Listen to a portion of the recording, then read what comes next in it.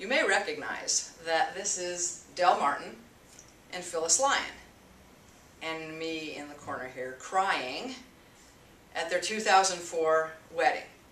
They got married that day because the then mayor of San Francisco, Gavin Newsom, began ordering that the city and county of San Francisco should issue marriage licenses to same-sex couples. Now, Del and Phyllis were able to marry again in 2008, during that window in California after we'd won the right to marry, and 18,000 couples got married in California. That marriage stuck. That marriage was legal and recognized by the state of California.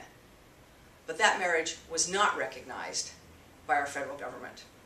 Well, today, members of Congress introduced a bill to repeal, in its entirety, a stain on our nation's history when it comes to standing up as champions for equality, and a stain on our commitment to the Constitution's protections for everyone, to repeal the Defense of Marriage Act. The Defense of Marriage Act really has nothing to do with marriage. What it says instead is that even if you are married, as Del Martin and Phyllis Lyon were legally by their state in 2008, the federal government will still shamefully treat you as legal strangers. Now, after their wedding in 2008, 4 weeks after their wedding, Del Martin died.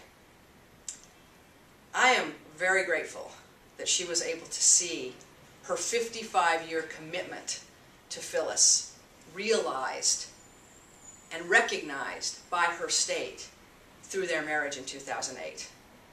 But she should have lived to see the end of DOMA. I know that we will live to see the demise of DOMA. We know we have opposition.